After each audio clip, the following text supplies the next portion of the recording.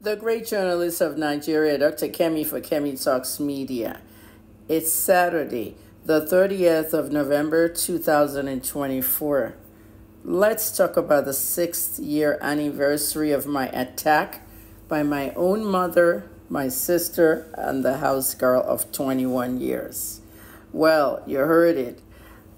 A lot of people have been talking about this story on Facebook because it's a series I'm doing on Facebook called Kemi Talks Life.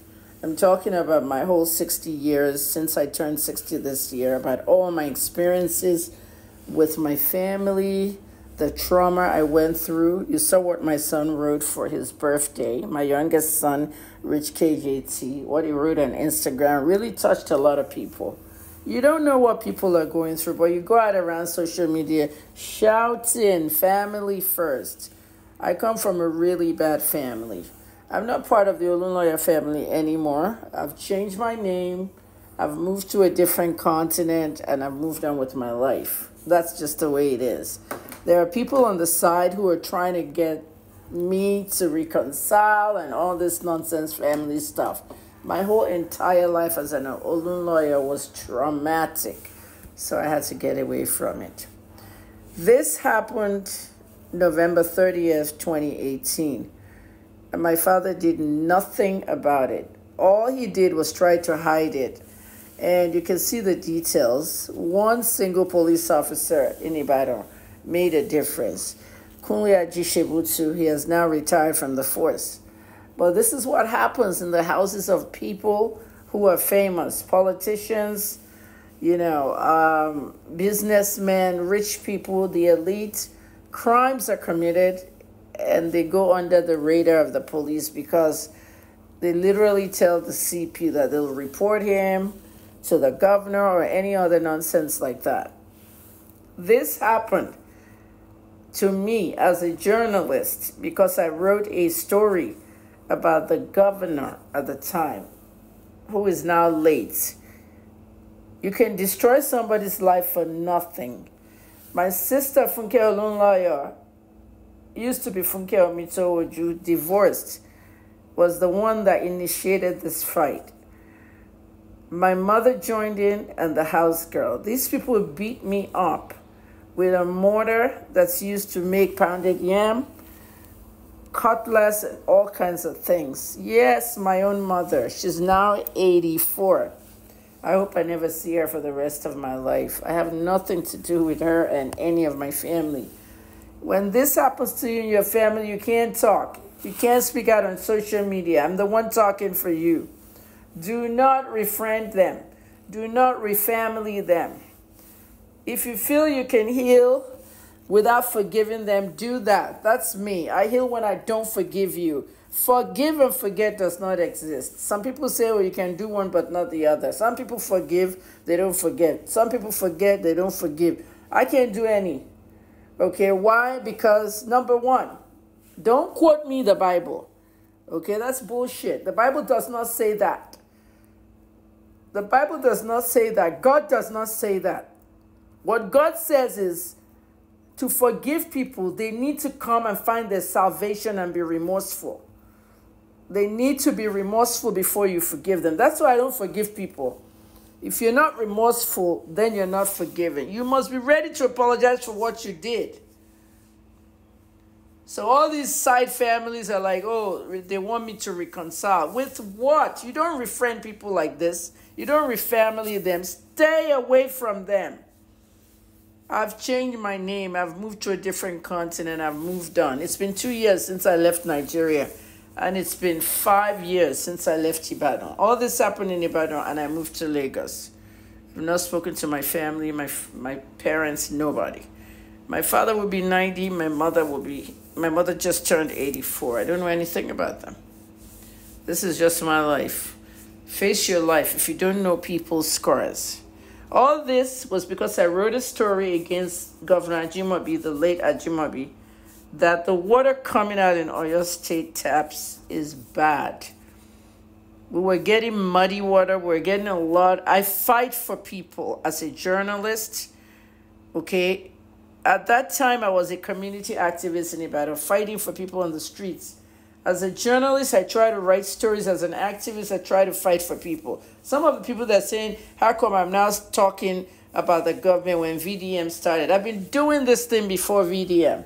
In 2014, I wrote this story against the governor, and I advocated until the governor started giving people water, and water started coming. I videotaped all my work, but Funke did not like it. Special advisor for education, for that matter, not even works, education. Her beating me up and her involvement in this, Ajimobi did not give her the job back in his second term. If your own family member can do this because you wrote about the government, what would thugs and government officials do to you? There is my neck, November 30th, 2018, 6 years ago today. These are the faces of everybody involved. My sister, my mother, and the house girl, Janet Benson, who came in 1999. These are my scars. And I can tell you that these scars did not keep me back. The year after, I moved to Lagos. And this is me in Lagos, at my apartment in Lagos. And everybody knows the story. This is what my son wrote on Facebook under Kemi Talks Live. Go read it, Kemi Talks Live. The whole story is there. I didn't share it on other platforms. I'm just doing it today because it's the anniversary. Stop asking my mom what she did to my mom and grandma, to my auntie and grandma, he meant. She did nothing. They just didn't like her exposing them and their atrocities. She wrote an article on the government. Her sister didn't like it. A fight broke out. It became violent. They started locking the kitchen, the cooking appliances. Each time she tells Grandpa he did nothing. Stop opening your mouth asking stupid questions. She has said it over and over. If this happened here in America, she would have been shot and killed. She would have shot and killed them a long time ago in self-defense. Ask them why they locked me up when they attacked her, placing a snake in my room.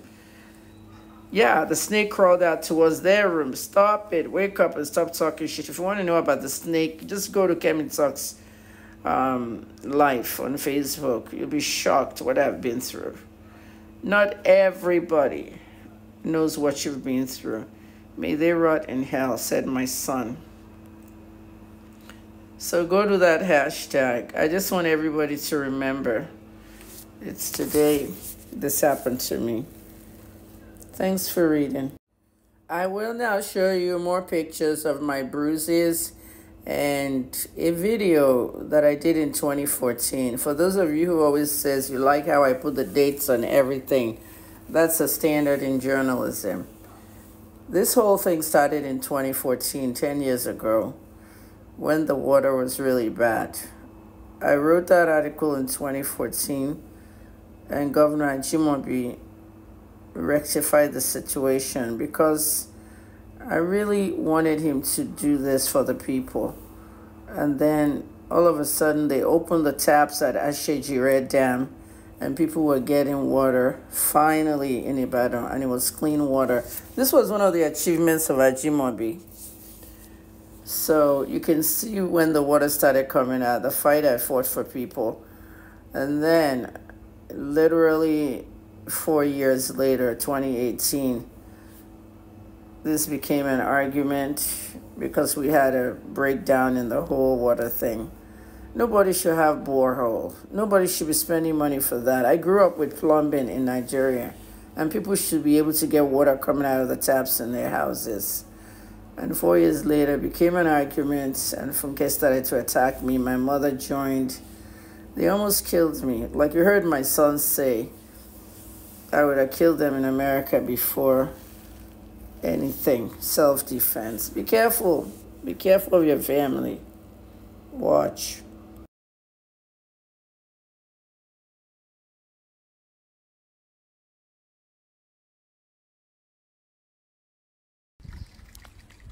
Hi, this is Ajimobi Olunloyo. Today is Thursday, October 2nd, 2014, and the time is about noon time. So if you live in Agodi, Calabar Axis, you should be getting this right now. You should be getting your supply of water and extra water that's actually wasted. This is the work I did for all of you in this area. Okay, I'm washing some clothes out here now. There's a lot of water wasting. So everybody should have in their tanks because they're pumping water from up there, the government house. So this is what I did for you, and this is what I got beaten and attacked for by my own sister, a very fraudulent government official.